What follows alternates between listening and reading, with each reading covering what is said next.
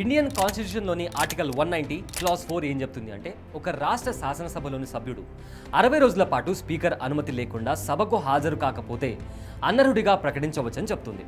So present ఏపీలో assembly సమావేశాలు జరుగుతున్నాయి and AP ex CM YS Jagan ఆ సమావేశాలకు అటెండ్ అవ్వడం లేదు. నో ద క్వశ్చన్ ఈస్, ప్రజలు ఎన్నుకున్న ప్రజాప్రతినిధి అసెంబ్లీకి వెళ్ళకపోతే ఏమవుతుంది? అలాంటి సభ్యుడిని అనర్హుడిగా ప్రకటిస్తారా? అసలు రూల్స్ అండ్ రెగ్యులేషన్స్ ఏం చెప్తున్నాయో ఇవాల్టి వీడియోలో మాట్లాడుకుందాం. రాజ్యాంగంలోని ఆర్టికల్ 190 క్లాస్ 4 కింద ఒక రాష్ట్ర శాసనసభలోని సభ్యుడు 60 రోజుల పాటు స్పీకర్ పర్మిషన్ లేకుండా అసెంబ్లీ సమావేశాలకు అటెండ్ అవ్వకపోతే సభ ఆ ప్రతినిధి సీటు ఖాళీ అయినట్లు ప్రకటించవచ్చని తెలుపుతోంది.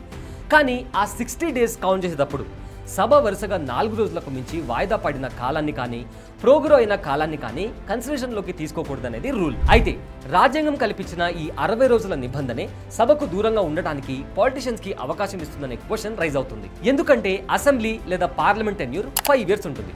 అయితే ఈ 5 ఏళ్ల కాలంలో కనీసం 150 రోజులు కూడా అసెంబ్లీ సెషన్స్ జరిగిన సందర్భాలే ఎక్కువగా ఉంటున్నాయి. ఫర్ ఎగ్జాంపుల్ 2014 నుంచి 2019 మధ్య కాలంలో ఆంధ్రప్రదేశ్లో తెలుగుదేశం పార్టీ అధికారంలో ఉన్నప్పుడు శాసనసభ మొత్తం 5 ఏళ్ల కాల వ్యవధిలో 129 రోజులు పనిచేసింది.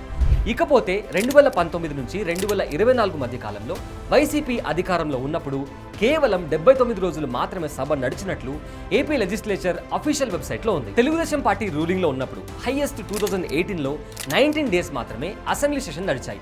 అండ్ వైసీపీ రూలింగ్లో ఉన్నప్పుడు 2022లో హైయెస్ట్ 12 డేస్ మాత్రమే అసెంబ్లీ సెషన్స్ జరిగాయి. సో ఈ రకంగా అసెంబ్లీ సెషన్స్ జరిగితే 60 డేస్ డ్యూరేషన్ ఫినిష్ అవ్వడానికి కనీసం 3 నుంచి 4 ఏళ్ల సమయం పడుతుందండి. సో ఇన్ జనరల్గా ఏ గవర్నమెంట్ కైనా 3 to 4 years రూలింగ్ అయ్యాక ఎంతో కొంత ప్రజా వ్యతిరేకత అనే భయం స్టార్ట్ అవుతుంది. సో అలాంటి టైంలో సభకు హాజరు కావడం లేదంటూ ఏ సభ్యుడి పైనైనా అనర్హత వేటు వేయడానికి ప్రభుత్వాలు అంతగా ఇష్టపడవు. ఇంకా గట్టిగా చెప్పాలి అంటే అంత ధైర్యంగా అలాంటి స్టెప్ తీసుకోలేవు. అసెంబ్లీ సమావేశాల సమయంలో మీడియా ముందుకు వచ్చి మాట్లాడతాం, మీడియా సమక్షంలో ప్రతిపక్షంలా వ్యవహరిస్తూ చంద్రబాబు ప్రభుత్వాన్ని నిలదీస్తామని వైఎస్ జగన్ చెప్పడం జరిగింది.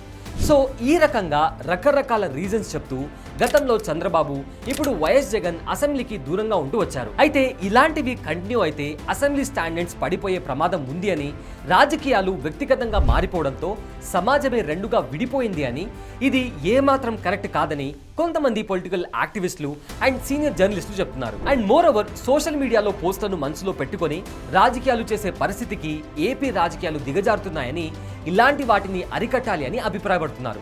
సో అదండి మ్యాటర్. అసెంబ్లీ సెషన్స్కి రాకపోతే యాక్షన్ తీసుకునే రైట్ స్పీకర్కు ఉంది. కానీ ఇప్పటిదాకా ఇలాంటి యాక్షన్ తీసుకున్నట్లు రికార్డులో ఎక్కడా కూడా లేదు. ఫ్యూచర్లో కూడా తీసుకుంటారా లేదా అన్న గ్యారంటీ కూడా లేదు. మీకేమనిపిస్తుందో కామెంట్ చేయండి. అండ్ ఇలాంటి ఇంట్రెస్టింగ్ న్యూస్ అప్డేట్స్ కోసం మా ఛానల్ని సబ్స్క్రైబ్ చేసుకొని మమ్మల్ని సపోర్ట్ చేయండి. Thanks for watching.